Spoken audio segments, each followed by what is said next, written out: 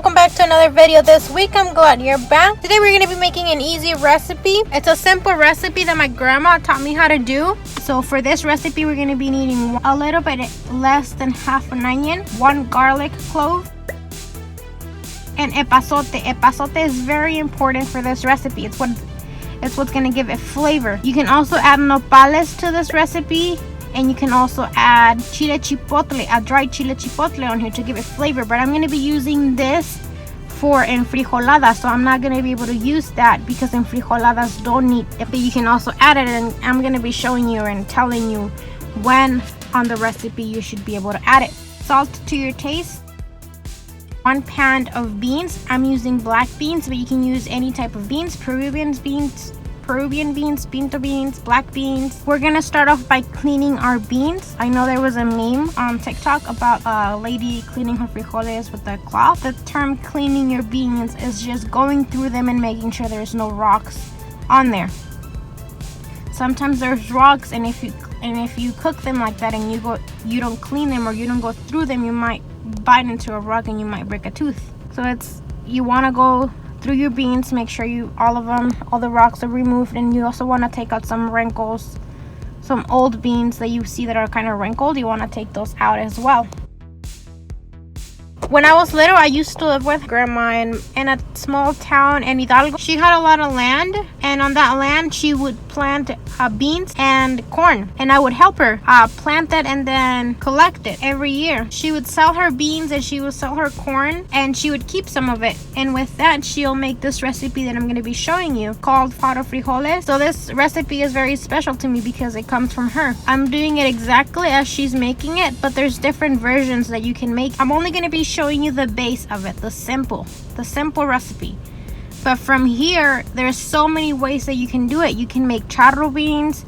Some people call it borracho beans. You can make enfrijoladas, quesadillas, refried beans, gorditas, sopes, tlacoyos. There's a lot of different recipes that would include the basics of beans on how to cook beans. You can always buy the canned beans, but it tastes so much better for you to make your own.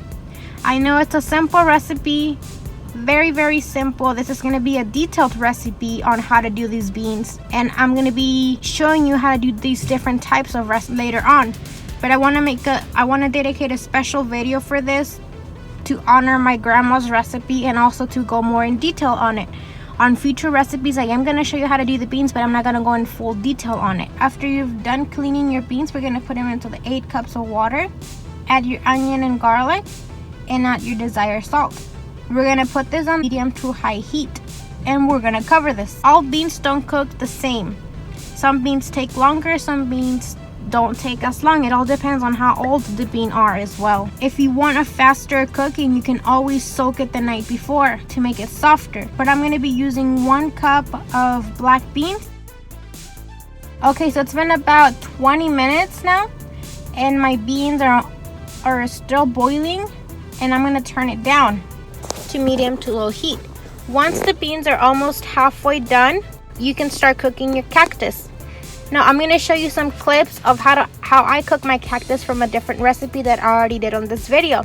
It's pretty much all your cut cactus. You're going to put it into a pot. Don't add water to it. Just add your salt, onion, and garlic, and put it on the stove on medium heat. Make sure to keep an eye on it because the saliva from the cactus, the nopales, is going to rise up.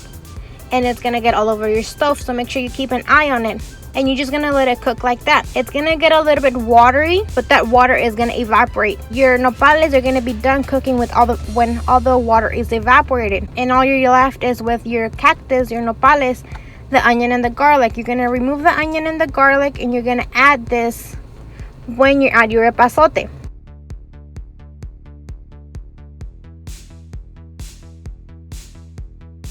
So it's been about an hour now that I have my beans cooking here. They're almost done. They just have a couple more minutes. I want to say about 10-15 minutes for them to be done. I'm going to add my epazote now. And if you're adding your cactus and your dried chipotle, you want to add it at this time. I'm just going to be using epazote, so this is what I'm going to be adding. You also want to check for salt. Make sure you have enough salt. If not, you can go ahead and add your desired salt to it. All we have to do is now wait between 10 to 15 minutes until they're soft. And this is still on medium to low heat.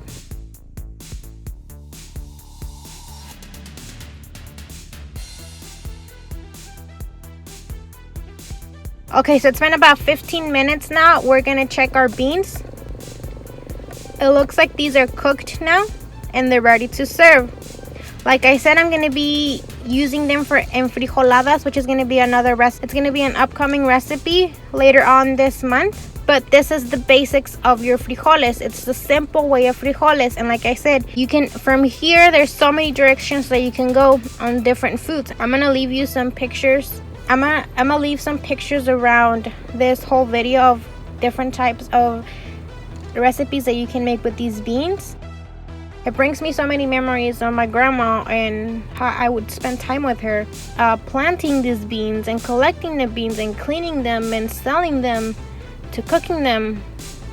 And my grandma unfortunately passed away a couple years ago, so this recipe means really, really much to me, because when we didn't have any money, this is how we got our money. This is what we would eat when we didn't have chicken or meat. Anyways, guys, thank you guys for watching today's video. Don't forget to give it a big thumbs up if you liked it. Share with your friends if you loved it. Subscribe to our channel to be part of our family. I hope you enjoyed today's recipe. Follow me on my Instagram page and TikTok page. I'm going to be leaving the links down below. And we'll see you next week with another brand new recipe. Bye! Have a great weekend!